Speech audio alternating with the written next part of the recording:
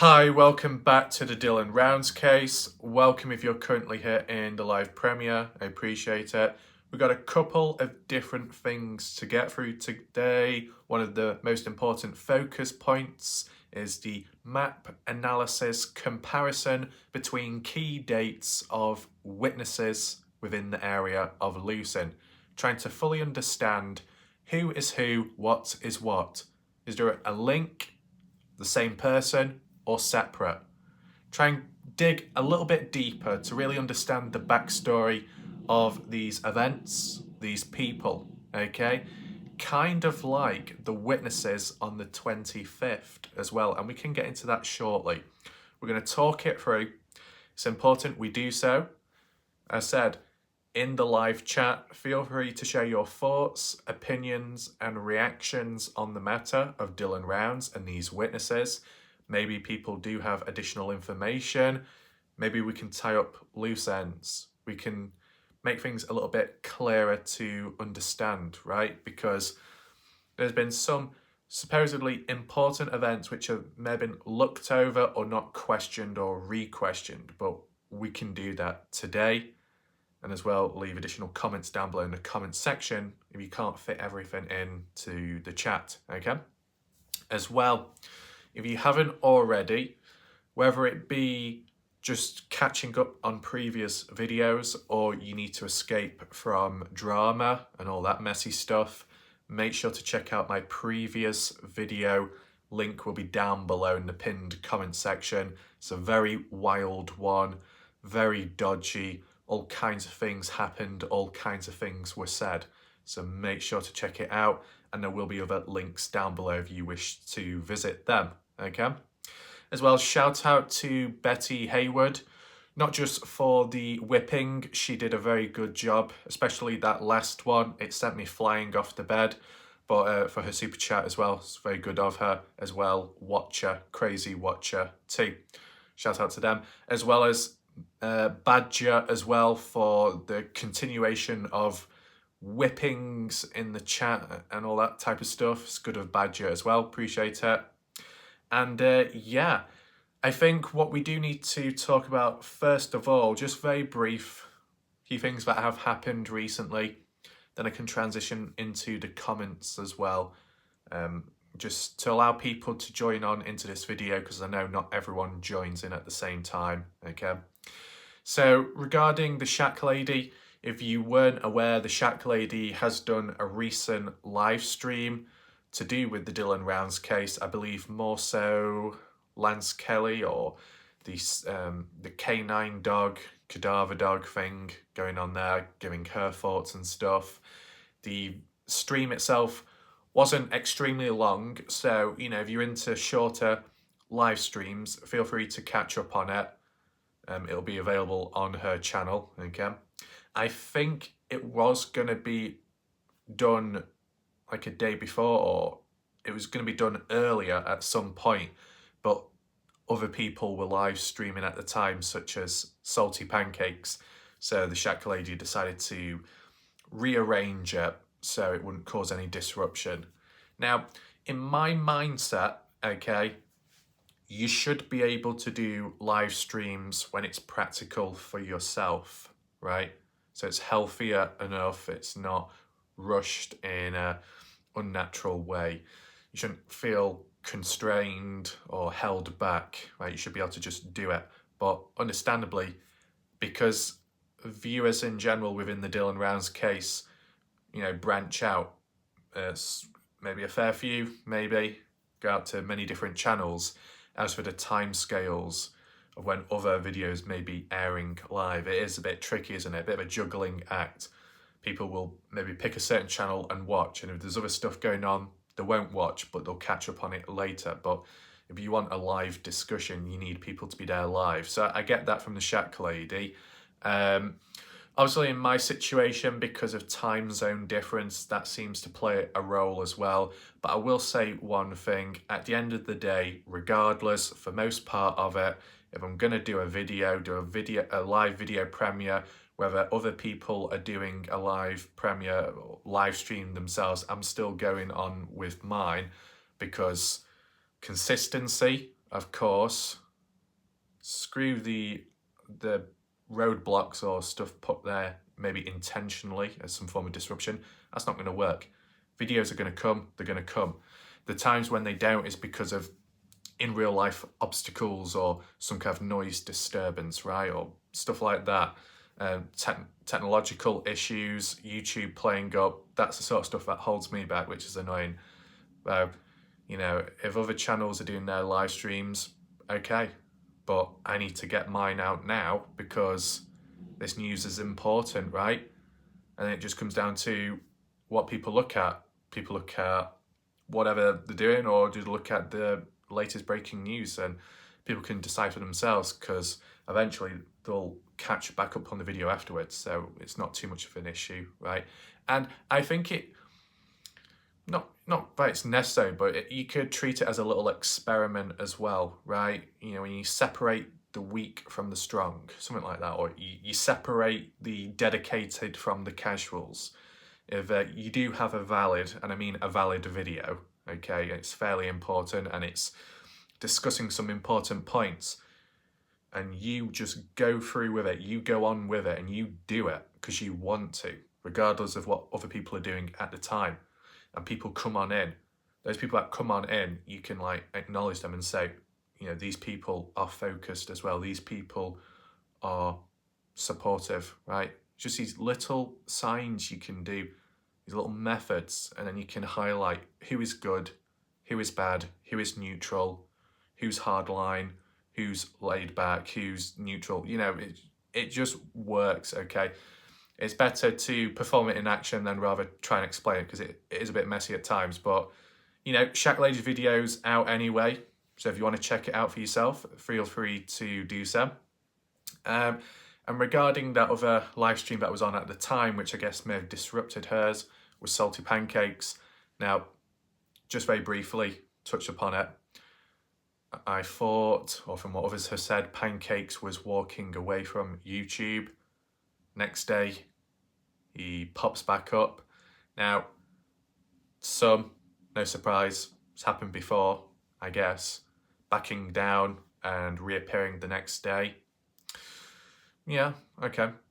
But actually, that's the thing I've noticed. In the comment section, there was a link posted by Pancake's channel. I think it was the Salty Crew one. Posted the link to his live stream in my comment section, and YouTube left it there. They didn't get rid of it. I didn't get rid of it, because what's the point? Leave the comment there. And then when I checked, I think earlier today, the comment was no longer there. So where did it go? Why did he delete it? I don't know. And is his channel gone? I don't see it. Not the main one, not the second one, but the third one. The Salty Crew, originally known as Bezoint. Has that gone now as well? I don't know. I can't keep track of it all. But I just wanted to acknowledge that briefly. I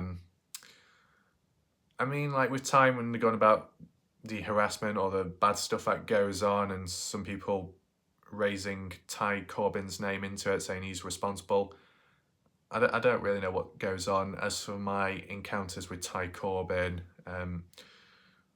for a fair bit of time now, it's been neutral. It's been okay. So that's fine. We'll leave it there. So let's move on now to one of the more important parts with the comments of the... We might as well do it of the last video because there's only a couple there. Briefly read through them, acknowledge, and then we can get into the main comments of the last Dylan Rounds video I did, which I believe was of the sun tunnels. So we can see if there's any additional information there, any questions that need to be answered, and it might just happen to tie in with the main theme of this video. Once again, we've got a very natural flow, and yeah, it just links, and links. It's good. Head on over to the comments right now. Here we are. Just briefly check these comments. Start with the newest Badger Life saying, "Oh Lord, what did I miss?" Well, after watching that video, I think you've literally catched up with everything. Linda Cushing exposes 4 cats. 4 kitty cats. The cat population is increasing as we speak. Maybe in the past there was a little conservation thing going on, endangered kitty cats, but it's growing stronger by the day. Okay. Linda, Woolite Ref, you're gonna get the big whip out. Yeah, that's what did happen. As I said, for more context, make sure to check out the previous video. Which is, yeah.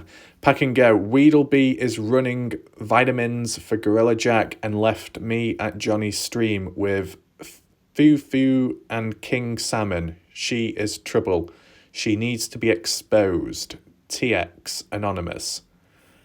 Right. Who the hell is Foo? Foo the Kung Fu Panda? I don't know. Johnny, I assume that's Johnny Yarborough.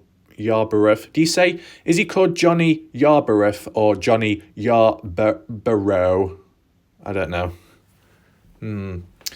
Yeah, Gorilla Jack with the vitamins happened previous in the past. He took some new ones. He kind of changed a little bit in personality behaviour. Weedleby had to try and adapt to it, but I think it weared off in the end. Don't know how the production's going in South Africa. Maybe Quinton can visit Gorilla Jack and check him. Weedleby saying, "Hey, zip it, lady." So we are seeing the pattern and trends with the zip-faced emoji. I don't know who begun it. It might have been Badger. It may have been Badger or Indiana. Maybe a little bit of Linda. Now Weedleby's using it. It looks like everyone's getting silenced left, right, and centre. That's a lot of progress going on there. Andrew Culver. What is this junk all about so I don't have to watch it? Fucking hell, Andrew Culver, why don't you fucking watch it yourself, mate, and find out? Or better still, experience it firsthand. Interesting. Badger Life is all under control. Christy B, 50 Shades of Kitty Cats. Wow. Is that some kind of prequel or sequel? 50 Shades of Kitties. Oh, no. So all these key lines and memorable quotes are coming out of it all now. Badger Life, excellent show today. Everyone had a great time. It was all under control. Yeah, so it did turn out well. And, people in the chat were on good behaviour, which was good, of course. Dale as well, that was good of him. Graham for however long he was in it for, because he did run away, but that's understandable. We had an angel coming on in, but I think by the time of those blessings and everything, I think they fell. I think the wings got clipped to something, but it'll be fine. They'll rise again. Weedleby saying a round of applause to the ladies who beat the fuck out of Rafi Poo. Nice job, girls. Okay then, Weedleby. Yep, so everyone in the chat, give a round of applause to the 4 cats last night for destroying me. Oh, wow. There we go. Inky Unplugged. I don't know why, but when I read it, Inky Unplugged. First thing that comes to my mind is something dodgy. Don't know why. Maybe it's Bella V's influence. Saying, you always do great theatre work. So shout out to Inky. Good of her. And yeah, that's it for these comments. Let's move on to the more serious Dylan Rounds comments. On to the next portion of comments. Newest, start from the bottom. ZZZ, probably falling asleep, says root cellar. Now, what that's in response to, and I believe Weezer did clear it up herself, so that's good of her too, is that when at Lucin Pond, across the pond, not literally across the pond, there appeared to be like some kind of like bunker or mine entrance which went into the ground, something like that. I don't have the photo with me right now, but most of you will know, okay? And at the time I was like, what's that all about? Maybe I've seen that photo before on Google Earth, is there any significance? And basically it's a root cellar. What is a root cellar? I know what a cellar is, but root beer? Is it for producing root beer? Yes? No? And why would you have a cellar right there near to Lucin Pond?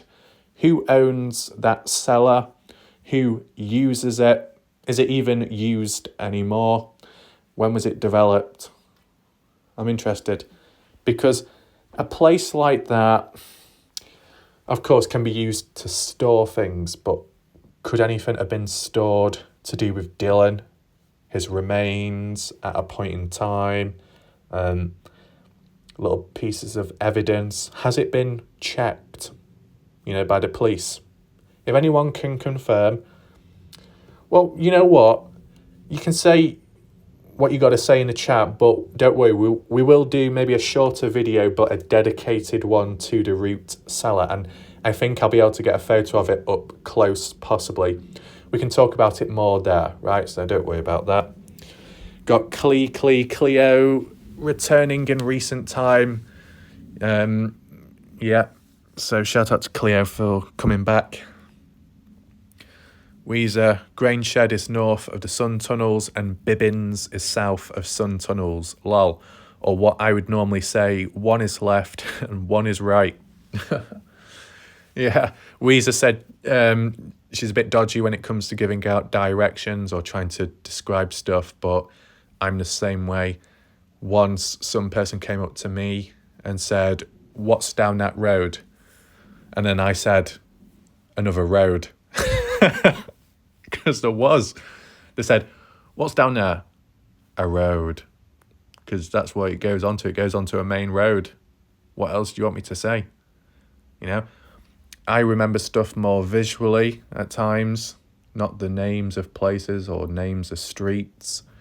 So I'll be like, right, go left, then right, left, go left, then right. Because I'll be able to visually remember it. That's probably why when it comes to these maps, Google Earth, Bing Maps, I'm able to memorize some of these locations, right? Without knowing the names of them or typing them in. So there is that. The bit about Weezer saying Bibbins is south of the sun tunnels. Weezer is talking about where Bibbins lives. Okay? Maybe we can do a dedicated video on that as well. As I said, when you get these like smaller videos or like smaller talking points, maybe it does require a shorter video just so it's a bit more precise and locks on. Of course, if there is any updates in between, they'll be covered too. Badger Life saying, for your information, the Kurt videos are still up on Zav Girl's channel. Zav Girl is a YouTuber that did cover the Dylan Rounds case in the early days up to a certain point and has moved on since. I do believe she did live stream interviews with people. Was it directly with Kurt Wadsworth, or was it Zav Girl that just re-uploaded the videos? Does anyone know? It's only because in the early days, I'm sure it was something to do with salty pancakes or something. If anyone can remember, obviously he did his interviews with Kurt Wadsworth, but then did other channels do the same thing, re-upload the videos to their own channel? And then they started getting copyright strikes. I remember some situation, either It was either Pancakes or Doug from No Thanks in the early days, where on the community page they shared a photo of them receiving a copyright claim or copyright strike because of using that interview footage on their own channels when Pancakes didn't want it to be used. Was it something like that in the early days? It's just something that's come to my mind since because of this comment on here. But you know, there was other channels that have archived it or have got their own interviews with these people. That's good, right? Some people here and there can say that they're a winner or that they've contributed, they've made progress, you know, they've worked things out in this case. And whilst in a way that could be true, if you've lost it all, then you've not really won, right? If you had a channel with all the videos on it, documenting everything, and then you were locked out of the account or you were shut down, but the account and videos remained archived throughout history, then you could say you've done well or you've tried. But for it to all be taken away afterwards, it's like all the progress has been undone in a way because it's all gone visually. Well, there you go. We've got some pointers to go elsewhere. Indiana. Oh no, Indiana. Are you teasing me with the ... Luckily, it doesn't say read more, because if it did, it would have been a long paragraph, wouldn't it? Maybe Indiana is realising that, you know, it's worth doing it just like short burst. What did you say? Daft thought, but could Kurt Wadsworth be the one to have disposed of Dylan on behalf of Brenner to hide the fact Dylan was full of drugs on his autopsy report? Okay, that's a bit sudden, that. I mean, let's just go through the first part about the possibility that Kurt was the one to dispose of Dylan. If Kurt was supposedly the one to dispose of Dylan, then why is Kurt in denial of Brenner being the one not responsible? Like, Brenner charged evidence which, you know, links Brenner to the death of Dylan. Kurt Wadsworth can't seem to accept that and thinks he's innocent. But if Kurt did dispose of Dylan, then technically, if you're disposing of Dylan, you've either been ordered to by the killer or you've offered your own services to help the killer, thus meaning you should know and you would know who the killer is. And if Kurt Wadsworth is in denial of Brenner, then that would possibly mean that Kurt knows someone else is responsible as the killer. But that's all based off theories originating from this theory, okay? Indiana isn't saying it's 100% the case. She's just simply suggesting, okay? That is all. But the bit about where it says the fact Dylan was full of drugs on his autopsy report. Fact. What? Supposedly a fact that Dylan was full of drugs. I have heard something like that in the past, but it seemed more like a rumour, you know, that typical type of stuff. Autopsy report. Well, if there's an autopsy report, then that would mean that the body has been found, right? And taken in, analysed and done that whole report thing. So that would basically mean that Dylan Rounds has been found, but there's not been any updates online, no breaking news, nothing at all. And there's supposedly searches going on out there as we speak right now, or kind of going on in between. So that doesn't seem to make any sense whatsoever, right? As you check the replies out, Rena says, has Dylan been found? Indiana says, not that I'm aware of. So it looks like Indiana is just simply sharing ideas and theories based on what she's heard out and about, you know, on YouTube, which is fine. Bring it all together, try and make sense of it. But with Indiana, with what she knows of that Dylan has not been found, then the whole Dylan being full of drugs in the autopsy report seems like a load of BS, right?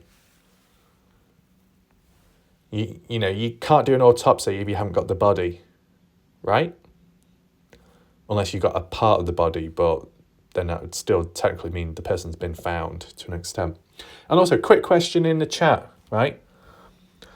If you found a leg bone, a forearm, even a skull, and it was of Dylan Rounds, but you didn't find the rest of the body parts, is that classified as Dylan Rounds has been found?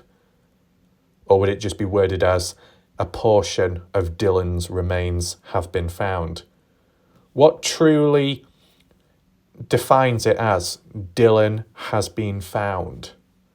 A part of his body or his full skeletal remains? Does anyone know? Just a random question now. Okay, so what do we have here? Bouncy Bounce. This is a user that did show up in the past once, if anyone remembers, and they were basically criticising my video when I was trying to make sense of where John Hately's trailer was at, right? Supposedly I got the wrong area, and Bouncy Bounce made it clear, saying, you have no idea what you're talking about, this is stupid, blah, blah, blah, complaining. Yes, they are a default profile, but is there any significance behind this account? You know, it was created in recent time, this account, so, you know, let me know your thoughts. And they say here, Indiana, you are an idiot. An autopsy requires a body that hasn't been found yet. ZZZ says, I believe that's exactly what happened. Kurt and Tay are in this up to their eyeballs. I mean, with what Montello locals have stated, witnessed, that Kurt at times is losing it or, you know, reacting badly, taking it out on other people, getting a bit pissed off or angry at times. You know, is that normal behaviour? You know, the family, the parents of Dylan Rounds have tried remaining strong and continuing to look for Dylan. They might have got frustrated at times, saddened here and there, but they've kept it together. Why would Kurt Wadsworth be supposedly losing his mind? Is it because the death of Dylan has greatly impacted him? Or is it the pressure that supposedly Kurt is behind it or plays a role in Dylan's disappearance and he's trying to keep it together from breaking, or people getting too close to the truth and he's, you know, just, it's getting too much, the pressure of it all, the secrets? What do you think? We'll do a poll right now, okay? The poll can be, with Kurt Wadsworth's behaviour over time changing possibly for the worse, what's the reason of it? Is it option A, because of Dylan's death? Option B, the pressures of trying to keep secrets, you know, within and not let them be released or known? Or option C, alternative reason, explain down below in the chat, okay? Make sure to vote, no harm. And as well in the chat, let me know your thoughts about this Bouncy Bounce account. Do you know who they are? Is it just a typical whinger, whiner? Is it someone who's actually from the area? Is it one of the Wadsworths? Because look, this is the thing. Got to acknowledge it as well. Like with the Kenny Veach case, family members or external family members of Kenny, supposedly known for dark or shady activity over time. The odd Kenny Veach family member, sister-in-law, did confirm that, okay, themselves. Some of these family members, though, supposedly may have done negative, dark things to try and derail the Kenny Veach case because they don't want people getting too close to the truth because they know where Kenny Veach could be, or they play a role in some way or another. So they use tactics of misdirection, threats, warnings, impersonation accounts, fake behaviour, spasmodity, the lot. the same be happening within the Dylan Rounds case? I mean, we have seen all of this already, but it was just from external people and drama. But what about people within the area or tied within the case? Have they created alt accounts on YouTube just to watch the videos and follow along, just to make sure that their secrets are kept hidden? You know, that type of stuff. That if they feel that a certain channel may be getting too close to the truth, then they will do whatever it takes to put that person off from covering the case. Scare tactics, intimidation, or just messing around, pranking, degenerative behaviour. You know, what's your thoughts on that? Do you think that's possible? Sandra Williams saying, I think you need to read that message again. You look like the idiot. I mean, when I read that comment, Indiana is saying it's a daft thought, so she must have had some form of inspiration based off what she's heard elsewhere, which is fine. I mean, we bring it all together here, clear it up, debunk things. Like, where did it originate from, this autopsy of Dylan, supposedly? Anyway. Patsy stepping on behalf of Indiana for a long comment. Oh well, we'll read it. Patsy says Bibbins is a criminal, maybe worse than Jim Brenner. Is it Kevin? Kevin Bibbins already had a federal warrant when he was arrested in the Lake Mead area. Oh yeah, Kevin.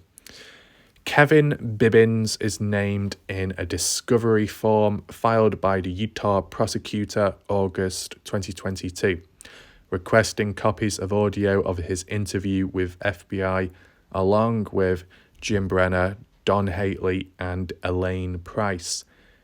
They also asked for emails to or from her. The document also asked for video of a rental property dated the 28th, 2022, with Dylan's name listed next to it. This was in August. I don't know what any of this has to do with the case or what came of the request or if the leaked document was real. I think I took these notes from one of TF's videos. Who is TF? Is TF standing for Tyler Feller? Why did Tyler Feller move on to other cases? Was it just because you got bored of it? You just wanted to change the scenery? Do you think any of these YouTubers will return back to the case? Maybe if it comes to like some kind of court trial, right? People seem to be really big on that. Seems to be a bit of a sheepish trend, but, you know, I guess it is what it is. I mean, leave your thoughts down below in the comments. I mean, there'll always be background information, right? Relevant to the people that are within the case, but maybe not relevant to the event of what happened to Dylan on the day. But still no harm in reading over it. So it's good of Patsy to provide this additional information, pass it on. And of course, if any of you find this of interest, give your own thoughts, add-ons to it, right? That's the key thing with these comments. It's public. With it being public, you can all see it yourself and interact with it. Sandra Williams saying, it was mentioned by someone last year that his actual body had been put in one of the wind/sun tunnels. Interesting. The sun tunnels, the actual place where the witnesses were. Mentioned by someone last year. Well, at least from one of the Montello locals in most recent time, visiting the area, there was nobody in the sun tunnels. And I mean, it's just not even a good place to dispose of someone, because it's like a tourist place where people will come down and visit, and it's in open sight. Those little sun tunnels, you can look all the way through. I mean, no way you can conceal a body there unless you start digging up the ground, and even that probably isn't a good idea when there's people constantly visiting, and with dogs as well, if they started digging up things. Moving on, Dr. Spock, saying, I'm still subbed, but YouTube stopped recommending you in my feed. I had to manually search you. You doggedly investigate your suspects. Good job. Keep up the good work. Appreciate that. So YouTube stopped recommended my channel in the feed. Unless that's got anything to do with not really doing the videos about Kenny Veach or M Cave anymore, if that's got any relevance there. But you know, YouTube can be weird at times, unsubbing people, turning off notifications automatically, weird stuff like that.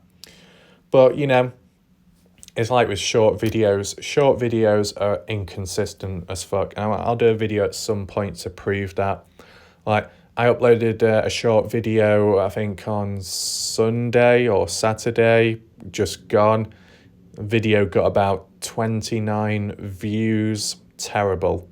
I literally re-uploaded the same exact video on a Monday at like 1 hour later, and it got 1,400 views. You see how stupidly inconsistent that is? Same exact video, but on a different day, different time, it gets different amount of views, and it didn't even catch up in views either. So it just goes to show that first impressions need to be perfect. So yeah, weird. Christy B, next comment, saying, what made Dylan's parents think their son would be safe out there in the middle of criminals alone at 17?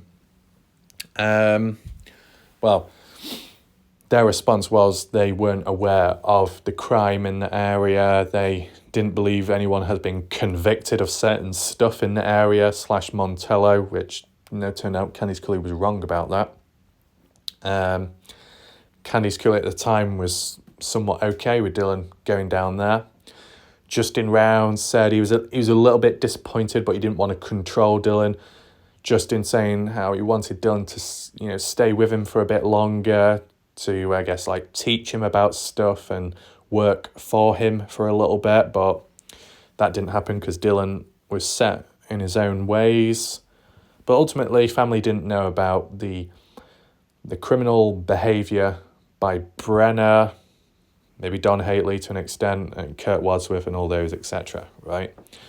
Though the counterpoint you could put across and say, well, they should have done a bit more. Maybe it's just a bit about Justin previous hearing about Brenner threatening to shoot him, Dylan telling Justin about it, his father. You know, if you hear a line like that your son is around someone that threatens yourself, and it's like, that's probably not a good influence to be around, and to find out later that Dylan has moved into a place where Brenner's at, you know, Justin thinking, well, if he's threatened me, he could threaten Dylan at some point. Should Dylan really be around someone like that issues out threats? Maybe not. That's all I would say. Bouncy Bounce leaving another comment here saying, this just makes me laugh. So much is incorrect and just plain wrong, down to the colour of the trucks and the time the phone was pinged at the pond tells me you have no idea of what's going on. Also, you asked Ty to confirm Don's trailer. He has no idea where Don's land is. The trailer he calls Don's is not Don's. Right, okay. So who is Bouncy Bounce? Is Bouncy Bounce secretly a Wadsworth person? Secretly Don Haley? I don't know. You never know. But it seems like Bouncy Bounce has a bit of an agenda with Indiana. I feel that this comment as well was aimed at Indiana as well, because the comment we did read was about this, about the times, the dates, etc., right? As for the video coverage, what I've done, the last and latest timestamp one I did was to do, and I'll just do it off the top of my head, 6:51 a.m. 28th Saturday 2022. Dylan makes a phone call to the grandmother, Karen Rounds, says he would call back later on in the day. 6:57, 6:58 a.m. Dylan makes a second call, this time to Brenner, but it's unsuccessful. Fast forward a little bit, 7:03 a.m. Dylan supposedly gets to the grain shed, gets down to the property in his truck. Then, 7:27 a.m. Dylan's phone is in Brenner's trailer as Brenner is cleaning a gun with blood on his sleeves and on his shirt too. That would signify that it's been done. Dylan has been murdered by them. Up to 7:43 a.m. That's the time when supposedly Brenner leaves the area to go down to Dylan's farm. That's where Dylan's phone ping goes. There for about 30 minutes. Take in mind the journey down there and back. The next timestamp, 8:23 a.m. at the grain shed property. And then not much else happens. Fast forward to 2:51 p.m.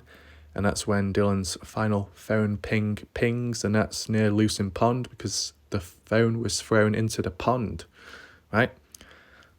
That's what I've said previous and what I've heard from Candice Cooley. So just basically relaying it and mapping it out. Because, okay, Candice Cooley may have got things wrong here and there and information has switched and changed, but you got to listen to something, right? You know, you got to listen because Candice Cooley should know about phone pings if she's been looking at Dylan's phone pings herself, or if the police have told her about it, then it should be pretty straightforward, right? Understandably, the bit about 3:43 p.m. was the original time, supposedly, of when Dylan's final phone ping was at the pond. That's how it was stated in the past. The 2:51 p.m. timestamp before the other one was to do with Brenner leaving the property of the grain shed. Though, fast forward to, I guess, more recent time, if you want to call it that, the 2:51 p.m. is the final phone ping at the pond, and it's about 1:31 p.m. of when Brenner leaves his property to go down there. Still, a little bit of time in between to actually get down there, but it seems a bit more believable now. It does in my mind. But then Indiana did mention about, from what Don supposedly has said in the past, that Don came down to pick Brenner up to take him to the barbecue, and that was at 3 p.m, which is a bit of a throwing the spanners in the works. Candice Cooley never mentioned or just in about the 3 p.m. timestamp, but that's an external one. Best not to internalise it too much, of course. All I would say is, if that truly was the case, that Don came down to pick up Brenner at 3 p.m, that's literally the same time as those witnesses, Walt and Michelle, that saw a truck leaving the grain shed property at around 3 p.m. So, is there a small possibility that if Don is really telling the truth, that pickup truck, whether it be white or red, leaving the grain shed property, Walt and Michelle basically saw Don Hately picking up Brenner to drive on to Don's place for the barbecue? Is that possible? It seems to make good sense, but why did the witnesses not look through the window? And as well, would the witnesses know about Brenner and Don Hately? Because they're not exactly locals from what I know of, so maybe they wouldn't know, and that's what they just refer to, a white truck driving past. And how many people were in it? If it was 2, you could say, oh, Don, Brenner? Don't worry, I'll bring this back up a bit later in this video, in case people do join late. But who is this person on screen, Bouncy Bounce? Does anyone know? I mean, they've got 0 content on their channel. If they truly know the truth or they know the actual facts, then provide them. Make a video about it, right? Jacqueline, oh yeah, the stylus pen. Indiana, a steel cylinder was moved from the grain store to Dylan's farm. The story being it was rolled to Dylan's farm manually. Does anybody know what the cylinder was used for and why was it moved to Dylan's farm? And is it still there at Dylan's farm? Yes. I will answer some of your questions, Indiana. Okay. What was it used for? This will be my opinion, okay? It's got something to do with the farm-related work, right? You need something like that for some kind of farm work, or maybe it's there to dispose things into, or to store some kind of resource. They call it a septic tank or something, right? Whether that be stuff that holds things that needs to be used for the farming, or it's what's extracted and then put in there, right? Makes kind of sense. And why was it moved to Dylan's farm? To do with some farm work. And is it still there? Well, I can definitely answer that. Yes, it's still there. When Heavy D did the flyby over at the beginning and then also a bit later on, it was caught on camera. It was there, okay? I did do a previous video about it, not specifically, but as a whole, to do with the area before and afterwards, right? And I said, look, as you can see there, actually, to be honest, Indiana, if you want to see it visually, if you go back onto one of my previous videos I did, and it's not that long ago, you remember that re-upload I did of Lucin Places of Interest 2019 and 2023? It's that video where I include it about the septic tank, where it was originally and where it ended up and where it remains now. Yeah, definitely. You can see it on the satellite imagery. So make sure to check that out. Okay. Tom Evans saying, did Ivo plan on leaving Lucin or did he leave because of what happened to Dylan? Maybe he's still there. Well, people have said that he left. I don't know why. Don Haley leaving as well. Anyone else in between? Ed Harshberger supposedly leaving, but you didn't live in Lucin. But is there any links? Back-to-back people moving away, distancing themselves. Is it because they're saddened by Dylan's death or because they're somehow involved in it and they don't want to be a part of it no more? Anyone know? Leave your thoughts. Ronald Cully saying the fail of LE is a reoccurring theme. Yeah. Has the LE failed in recent time or they've just been very silent? Robert saying, if they have a toxicology report, does it show fentanyl meth? So, Robert, are you talking about this autopsy, supposedly, of Dylan? Let me know. And as well, if Dylan was, for some reason, or whether he took it himself or forced to take drugs, why? What would be the point of it? And if Dylan was under some kind of substance, which Candice Cooley and the family have claimed he wasn't, he was clean, perfectly clean. Yeah, okay, could result to death, right? Overdose or taking the wrong thing and the body reacting badly to it. But would it cause that much blood loss? That's in which Brenner had it all upon his shirt and sleeves? Really? I don't think so. Is there a possibility of that supposedly being under drug use and then Dylan reacting badly and then Brenner fighting back, self-defense? No, I can't imagine that. No. I still think that Brenner snapped and it was that way round. Especially with that video I did, that very deep one, looking into the background of Brenner, right? That psychological one. Robert, final comment saying it seems more premeditated than a snap. I kind of agree to an extent. I think you can probably use both terms, that the long-standing jealousy, right, and a little bit of hatred towards Dylan was building up over time. The snap was like a trigger which caused him to snap on that day, supposedly breaking a gate fence or something, disrupting Brenner on the day because Brenner didn't expect Dylan to come on down, maybe that as well. So if there's already hatred behind it for some time and then something happens on that day, it's like breaking point. I've had enough, I'm going to snap and take it out on you. So you can incorporate both into Brenner's motive, if you want to call it that.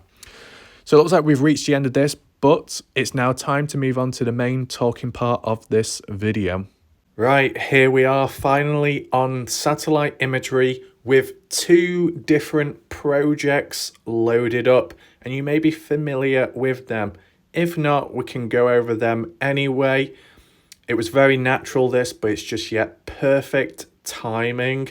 The process of using a scalpel, separating these different events, and then stitching them back together, whether they link directly or just in an order, to try and understand what happened first and then what followed, right? And basically separated in 2 different areas, which makes it a bit easier to follow. On the left-hand side, you got these markers here, all related. Forget that one. Okay, that's just a dodgy marker. But all these markers here, which follow almost in a literal line going down, all to do with the 28th of May 2022, the day Dylan was murdered, and supposedly desecration took place on that day too, okay? The markers over here, which include the black one, the purples, and this one here, all to do with the 27th of May 2022, okay? The day before, more so night time, okay? Where do we begin first? Of course, there is one here saying the 28th. This perfectly ties in with following into the next day. It's good that this marker's here as well, because I know in recent time, I don't know if it was Dale, Graham or someone else, they were talking about what was the rainfall patterns on the day or over the weekend. Maybe we can reiterate that in this chat today so people are informed of what's truly gone on, okay? So if we just do a very fast cut, okay? Do we do a fast cut? Well, we know that Dylan has been murdered, and it's all to do with trying to find where Dylan Rounds is at. This video is trying to understand, leading up to the day Dylan was taken out, who was present in the area. And the people that were present in the area, what did they see, you know? And, you know, they said, well, they saw this, they saw that, and we can talk it through on screen, but is there anything else in between that wasn't mentioned? Was there any other witnesses elsewhere? You know, to get that discussion started in between in the process, right? And as well, whilst we've got witnesses in this area on the 27th, following into the early hours of the 28th, are these people in this area related somehow to Walt and Michelle here? Is it the same people or 2 different sets, 2 different groups of people? Did Walt and Michelle see the other witnesses over here? Did they cross pathways at any point? You get what I'm saying, right? Just in case there was misunderstandings that the witnesses at Little Pigeon Mountain were in fact the same ones that were at Sun Tunnel. They just moved about. But let's not get too deep too quick. Because what we need to acknowledge is what about the other set of witnesses, at least 3 witnesses on the 25th of May 2022. What's that all about though? Well, it's to do with the Tacoma Road, Tacoma, not Tacoma, right? Not a definitive location of where Dylan met or came across Chase Venstre, but roughly within the area near or down Tacoma Road again. Do we have the road itself, which is listed? Tacoma Road, which goes all the way down here into Lucin. Right. We follow it here. Apologies if it doesn't process or load quick enough. Crosses over the railroad tracks, comes up this way, and eventually goes on to Wine Cup Road. I think it's all the way here and it turns left. Wine Cup Road is here. Goes all the way down, okay? And it was so many miles south of Wine Cup Road down here in this area, somewhere around here, where Chase Venstre was taken by ranchers, okay? If you really want to know about it, the 25th, what Chase Venstre was up to, how he got in trouble, the retaliation, how he ended up the way he was on the day, make sure to check out my previous videos on that. I have provided updates and clearer context behind it, provided information by Weezer, so make sure to check those videos out. But yeah, just roughly speaking for now, because it's not like 100% accurate to be able to pinpoint, but somewhere down or near Tacoma Road, preferably near railroad tracks because of the concealment of bushes in the area where Chase was supposedly hiding in. Dylan came across Chase Venstre on that day, and there were 3 witnesses in the area that saw it happen. Now, who are those witnesses? We don't know. What are their names? We don't know. Do they live in the area? I don't know. If anyone can fill in the blanks, feel free to do so. Is it unusual that there was 3 witnesses on that day? Not really. If it is locals, people passing by or living in trailers close, yeah, they may have seen something. That's fairly normal. Some people have put the argument across saying, well, it's to do with the Memorial Day weekend. You're going to get visitors, people coming and going. Traffic's going to be higher than usual.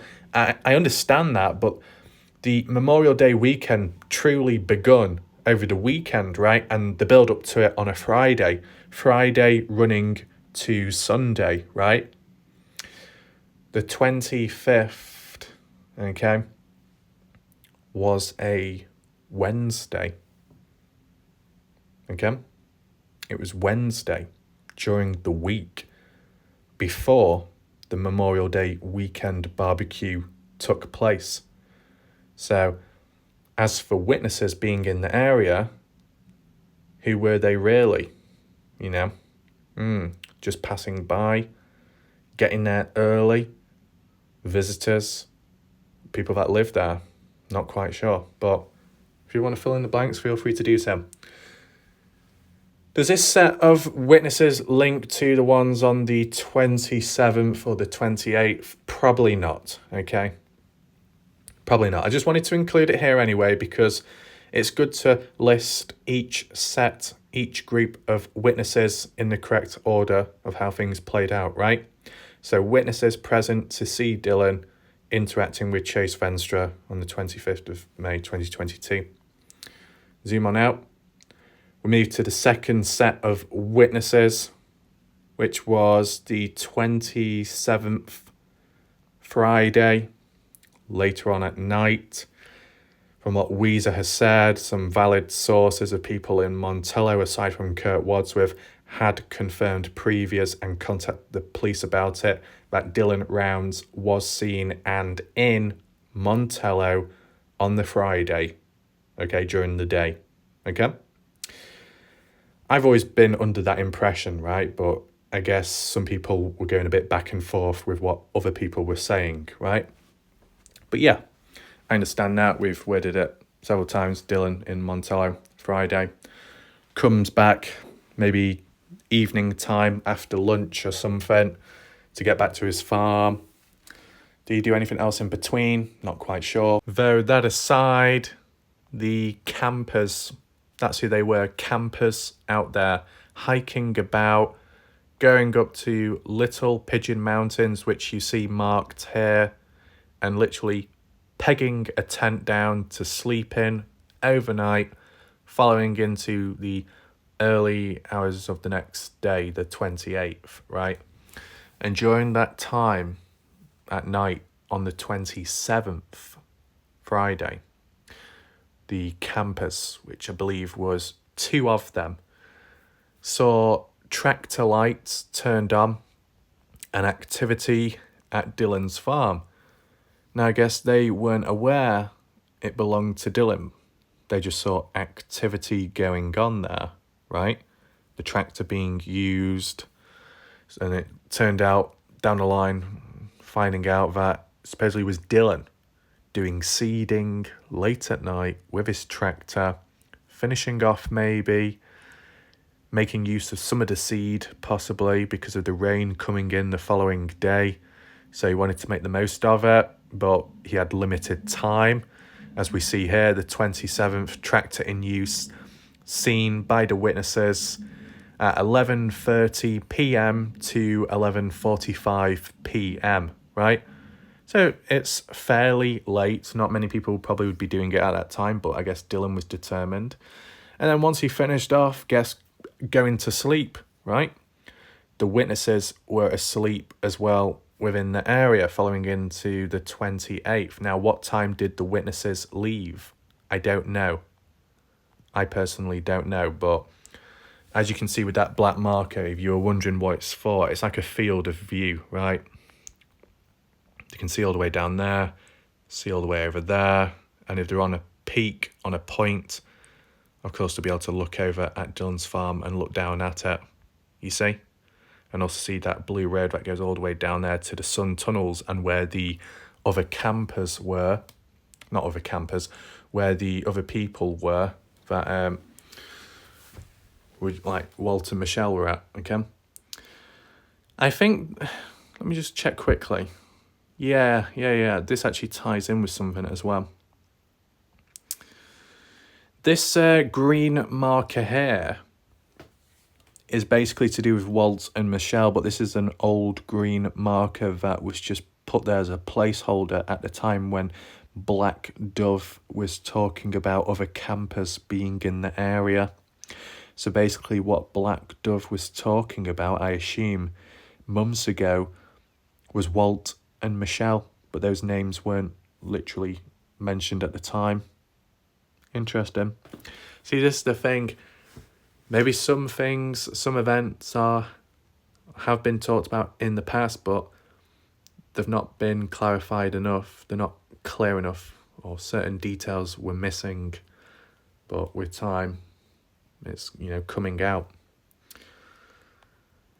So I just really wanted to do a short summary of the 27th, the witnesses camping out in the area. As I said, don't know the names of these witnesses. Don't know how long they were present on the 28th for, if they were only there early mornings and then left on the same day. But if they did leave on the same day, did they drive down this road? Or did they visit sun tunnels on the way back, right? Did they come across Walt and Michelle? Or did Walt and Michelle come across them from the Little Pigeon Mountains? That's what I want to know. It's just because it just feels a bit weird how Lucin is described as such a ghost town, very, very, very low population and extremely quiet. And yet, just so happens that around the time of Dylan's disappearance or leading up to his disappearance and murder, there are people present camping out in the area. It's just a bit coincidental, right? But, It's good in a way if there was people present so they can give their side of the story because, if they've seen something interesting. Just to refer back to before we do continue on to the second set of witnesses, the only other marker here is the 28th in the early hours of the morning, described by the witnesses, the campers, the hikers at Little Pigeon Mountains at around 5, well, their time wasn't given, but the time was given on a third-party website, which is a bit odd. But the campers roughly worded it as, in the early hours of the morning, there was hellacious rain. That's what they described it as. So pretty heavy rain, pretty extreme. Now, would they be lying? You wouldn't think so. If they're out there, literally out there in the open to the environment and the weather, they would be able to see it and witness it themselves. So there would be no need to lie, right? But as for Dylan and his grain truck, although having some kind of flimsy tarp over it to keep it protected, it just is weird because with a rough time being given by another website, 5 to 6 a.m. of heavy rain, taking in mind that some Montello locals did say that it did rain over there first at certain points, so maybe the rain passed over to Lucin in that order. It just makes me think, wouldn't the grain truck have got wet anyway, the seed, if it was hellacious rain? The heavy rainfall could have messed up the seeds, right? And it was 6:51 when the first phone ping of Dylan's occurred. So that would be after the hellacious rain, right? I'm surprised Dylan wasn't startled or woken up by the heavy rainfall landing on top of his trailer, prompting him to wake up earlier than usual, maybe getting into the truck to drive down to the grain shed, but he didn't. So maybe the rain stopped by then, by the time he woke up. But the reason why the rainfall is important, because it can alter where Dylan was taken when the desecration took place, right? And with the rainfall, it can obviously open up possibilities of evidence, track marks, right? And I know that was supposedly documented in the past, in the early days. We can return to that if need be. I think one individual did send an email to do with an example of track marks. I'll try and take a look at it when the other bits of coverage and information is taken care of, okay? And see where we are from there. But just wanted to talk about the rain there. People did say it did rain on a Sunday as well. So hopefully that provides a little bit of context to some people, okay? So there is still a few unanswered questions, of course, regarding the people at Little Pigeon Mountains. What are the names of these campers? Do they live in the area? And when I say campers, I don't mean trailers. Campers in people camping out there, okay? Campers, hikers, same thing, right? We don't know the name of them, their age, whether they live in the area or not. They did reach out to Candice Cooley and send her a letter describing their experience and going back out there to try and search for Dylan, but they didn't give their name, or Candice Cooley didn't reveal it. So I guess only Candice Cooley would know. But has Candice Cooley talked about it much though? The witnesses? Dylan's farm being on? Yes, on the East Idaho News channel, okay? I don't know how many times it was mentioned, kind of mentioned in the mid to early days and then maybe brought back up. Yeah, it was indirectly brought back up when more details were given from that letter that was handed to Candice Cooley, in which Candice Cooley publicly posted it on the Find Dylan Rounds Facebook page months ago now, back in 2022. But it was one of those things where there wasn't much of a caption. You had to actually read the portion of the letter yourself to understand what it was really on about, okay? And then that's what led to the creation of this project on screen, as you see. Okay? Right. And then the one here, which we have seen in recent time, talked about in the past, but maybe forgotten. But the following day, the 28th, fast forward through the day to around 3 p.m. 3 p.m. That Walt and Michelle visiting the area of sun tunnels. Upon leaving around 3 p.m, they noticed a truck driving down this road highlighted in this bluish yellow line. Okay. Coming on down to this crossroad, Walt and Michelle leaving here, probably going across the road, as you see, and meeting up with the truck passing by. They couldn't see what was inside of it, or the people or person driving it, but they definitely saw the vehicle leaving the Grangeshed property. Okay? And that was basically it. That's like the short story. Okay? But the reason why it's so significant is that truck. What was it doing there? How long was it there for? Why did they even visit the Grangeshed property? And did they see anything they weren't supposed to, or hear anything they weren't supposed to? Or were they directly involved and played a part in some way? That's what we're trying to understand. Now, regardless, Walt and Michelle did report it to the LE supposedly several times, but LE did not reply or do much about it. FBI as well supposedly contacted. They didn't do much about it. So why is that? Could things be going on behind the scenes? Maybe. But I'll say one thing. Question to anyone in chat. Did Walt and Michelle ever reach out to Candice Cooley? That's what I want to know. And the reason why I say that is, yeah, it's probably more important to be calling the police, but if you know the police aren't that competent, then maybe reaching out to Candice Cooley would have been the next best thing. And the reason why I say that is because, as you know, with Candice Cooley, the way she keeps going on and on and on, spreading awareness about Dylan, but also awareness about the LE, she finally got a response down the line, right? She finally got things moving with the help of the community on the Facebook page and all of that, right? Rallying about, spreading it, the noise in numbers. Whereas Walt and Michelle, two individuals by themselves trying to report it to the police, and then not doing anything else after it, yeah, it's not going to go far. It's going to fall on deaf ears. But did Walt and Michelle try reaching out to Candice Cooley? And I say that because out of all of the interviews by Candice Cooley and Justin Rounds, the ones I've seen, most of them, not once have I heard them bring up anything to do with witnesses on the 28th seeing a truck leaving the property. I've never heard that mentioned by them. They've never talked about it.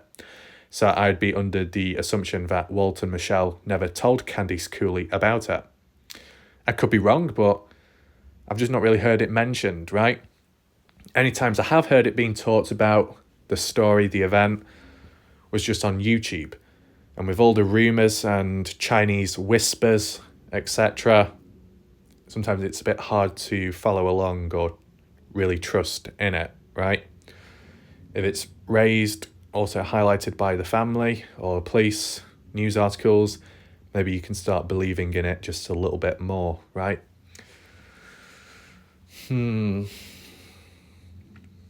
So still unanswered questions there, right? Just go to these markers just so you're familiar with them. But there you go, that's 6:51, Dylan Rounds making a call to the grandma on the 28th. Dylan Rounds murdered before 7:27 a.m. on the 28th. Brenner present, possibly. 3 p.m, truck leaving the shed, driving down this way, south, to this crossroad, which is in this area here, once it gets to this point. Okay? So you're familiar with that, or it's rejogged your memory. I ultimately want to know, Did Walt and Michelle meet up, cross pathways with the campers, the hikers over in the distance east towards Dylan's farm? Did Walt and Michelle come across those?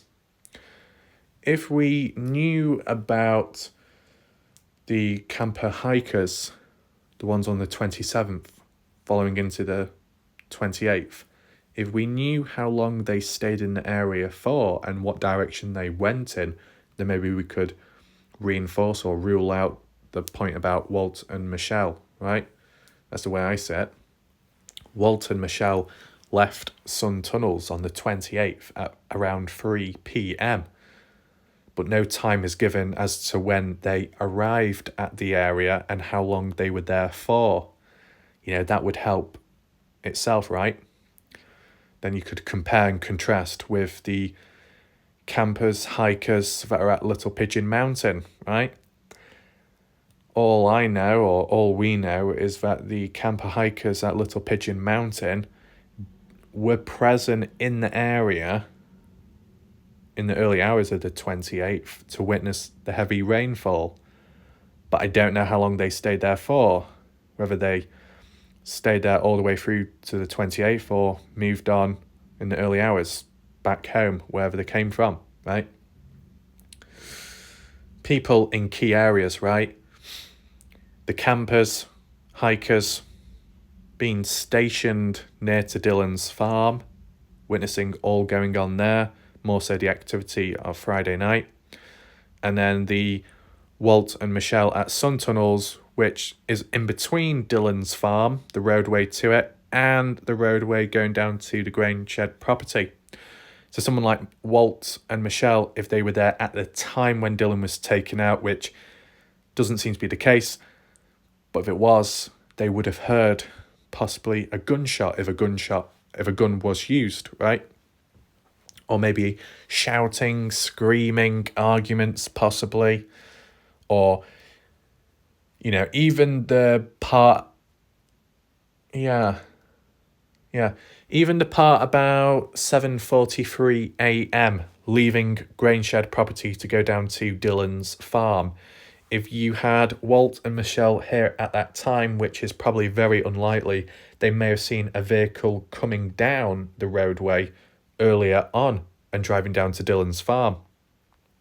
And if Walt and Michelle weren't there at that time, then what about the campers, hikers down there at Little Pigeon Mountain, right?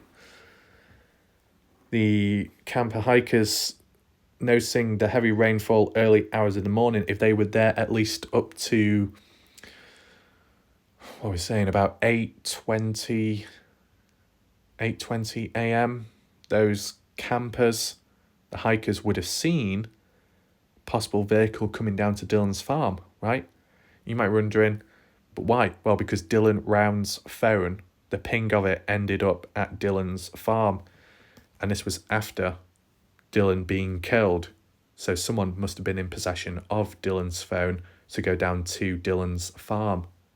Hence why the phone ping went in that direction. And if you had these key witnesses stationed at these areas, still at that time, they would have seen something. But from the looks of it, they weren't around long enough. Walt and Michelle came later, and the camper hikers at Little Pigeon Mountain ended up leaving too soon. So it's very unfortunate, isn't it? Right? Very unfortunate. So they kind of missed out on the most important part, but it's not their fault. They weren't to know that was going to happen, right?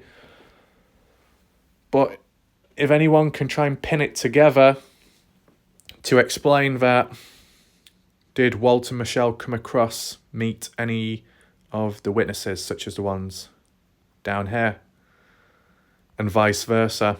Or did they never cross paths? They never knew they were in the same area,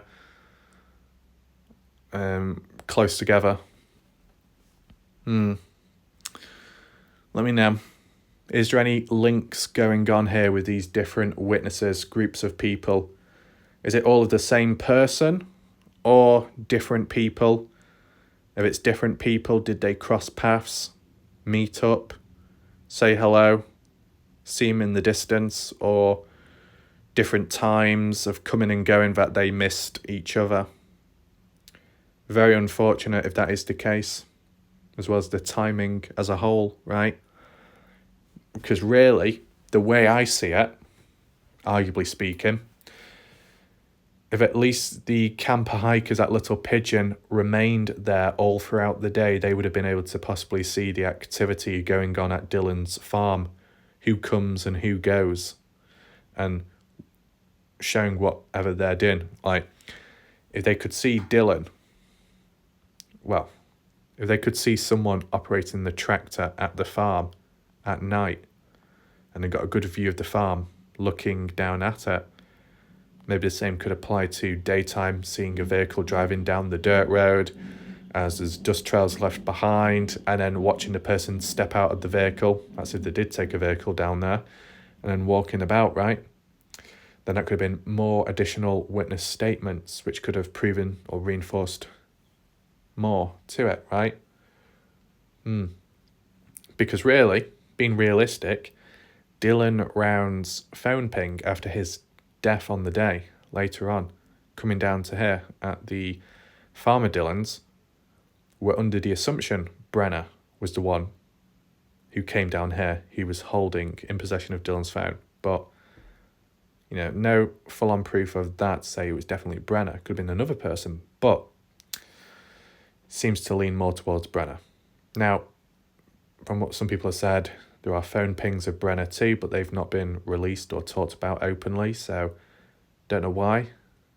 If you think about it, if Brenner's phone ping is in possession of Brenner on the day, coinciding with Brenner in possession of Dylan's phone, one in one pocket, the other one being in the other, then you might as well release the phone pings of Brenner's phone as how they've done with Dylan's, right? It kind of makes sense. It goes hand in hand, right?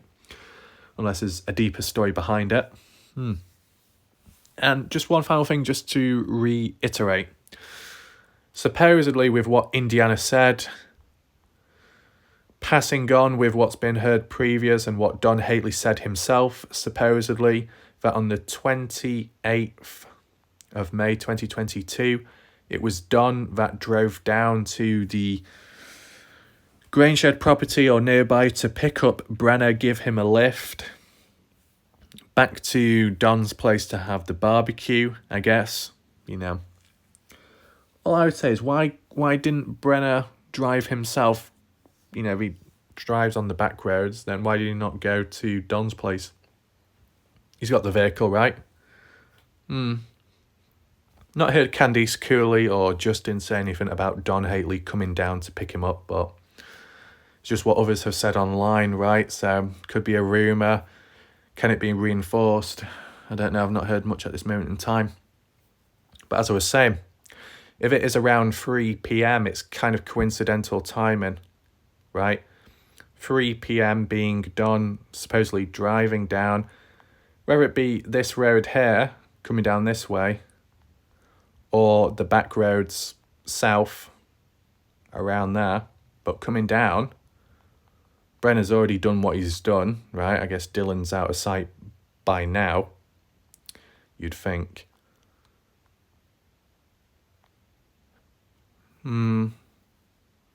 That's the thing, 3 p.m. What about 2:51 p.m, that timestamp of when Dylan's final phone ping was at the pond? You tell me that Brenner made a visit down to Lucin Pond, came back to the trailer, came back to his trailer, the Grangeshed property, to be picked up by Brenner, to be picked up by Don. That would be stupid. Why would you go all the way down? Why would Brenner go all the way down to the pond to dispose of the phone, then only to go all the way back to the Grangeshed property to then be picked up by Don when Brenner was already halfway to Don's because he was near the pond area already? Yeah, it's just silly that. And you could say, well, maybe Brenner walked down or took the horse down to the pond area to dispose of the phone, and then Don came and picked him up. But why do you need to? Because you're almost there to Don's place anyway, right? So if it's just simply put as Brenner picked up by Don at Grangeshed property around 3 p.m, same time that truck is leaving, spotted by the witnesses on the day by Walt and Michelle. It makes me think that that pickup truck that was leaving the Grangeshed property at 3 p.m, if tying in line with what Don Haley said is true, coming down to pick up Brenner at 3 p.m, maybe it's the same exact vehicle. And Walt and Michelle, because they didn't know who Brenner or Don Haley was, they weren't aware of whose vehicle was who. You know, if the truck is described as a visitor's truck, pickup one, technically Don Haley was a visitor coming on down because he doesn't live on the Grangeshed property. He was visiting Brenner to pick him up and then to take him away back to Don's place, his own. And if the back roads were used, it could have come down here. Hence why, when getting to this point, sun tunnels being there, Don Haley in the driver's seat, Brenner the passenger, driving by slowly, cautiously. Michelle and Walt see them but don't know who's inside of the truck or what's inside of the truck. Turning right here, let's say, and then just going on and on to wherever they need to turn off to go to Don Haley's place, right? Somewhere over there. Is that a possibility? So to really summarise, in case anyone's confused, the 27th of May, Friday night, following into the early hours of morning, there are witnesses, people camping out near Little Pigeon Mountain. The 28th, later on in the day, around 3 p.m, Walt and Michelle, another set of witnesses, leaving Sun Tunnels area and notice a truck leaving Grangeshed property. Is there a link between those two sets of witnesses? The same exact people or two separate people? Those two separate people, if that being the case, did they meet each other, greet each other, or weren't there at the same time? Let me know. As for the claim about Don Haley, passed on or rephrased or reshared by Indiana in that recent comment on YouTube, that it was Don Haley that picked Brenner up for that barbecue, and it just so happened to be at Grangeshed property, let's say, and it's around 3 p.m. Is that what the vehicle was that was leaving the Grangeshed property which Walt and Michelle saw? Is there confusion there?